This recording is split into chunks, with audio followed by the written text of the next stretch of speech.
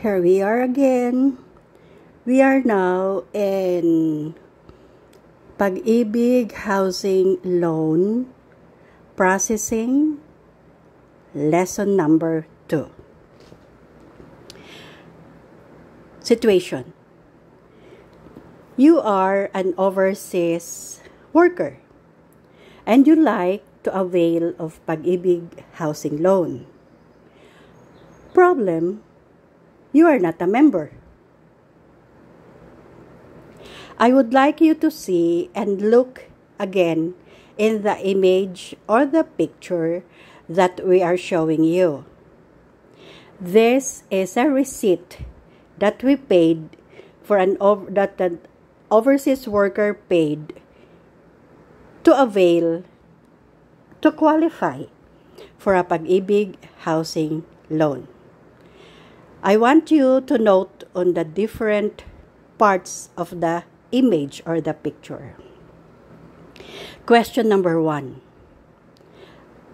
Are you still qualified even if you are not a member, nor you don't have a Pag-ibig number? So what you're gonna do, and the question number 2,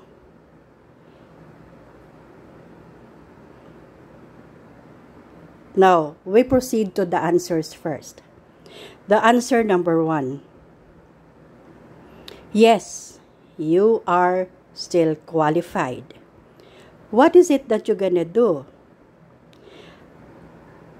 You're still qualified as long as you can provide an employment contract, which you're going to submit consularized among the papers folder to the Pag-ibig office. So, what is it that you're gonna do? You simply answer. You simply has to pay a lump sum. You will see in the image or in the picture, it says there down below, lump sum payment for housing loan purposes only. It says here for 22 months. The minimum that you're going to pay monthly is only 200 pesos. Supposedly, 24 months if you don't have any monthly that you paid before. But in this case, in our scenario of which you see in the picture, he already paid or she already paid 2 payments at 200. So he's going to pay only 22 months. So 200 times 22 months is only 4,400 pesos. And that's it. You are already qualified. Dalian na po. Ganon po kaagad. Pwede na po. Okay. Answer number 3. Though you have a good work position overseas or locally in the Philippines for many years, but you should not be more than 65 years old. Kapag lumampas na po kayo ng 65 years old, hindi na po kayo qualified. But, you can, 18 years old lang po pwede na. Okay? Only, most of the 18 years old, wala pang stable na work. While, the 65 years old has a very stable work.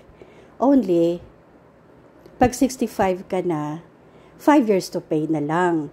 Kasi hanggang 70 years old lang ang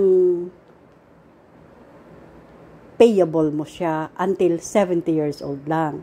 So you still have 5 years to pay. Okay?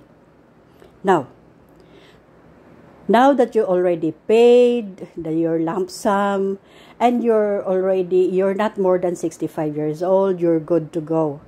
Hanapin nyo lang po, find any Pag-ibig office near your embassy or in the Philippines, near your Pag-ibig office near you, and then, or any bayad centers who are accredited to remit the amount, then you're good to go.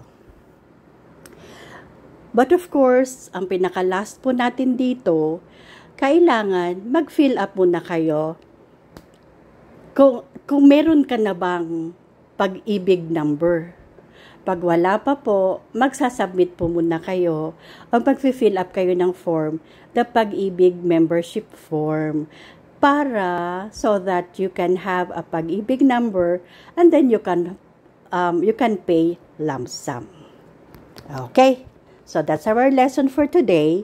And if you need any assistance, or maybe we can be of help, just email us in canada.legal@yahoo.ca or message us in the Facebook if you need some help. Maraming salamat po and have a good day.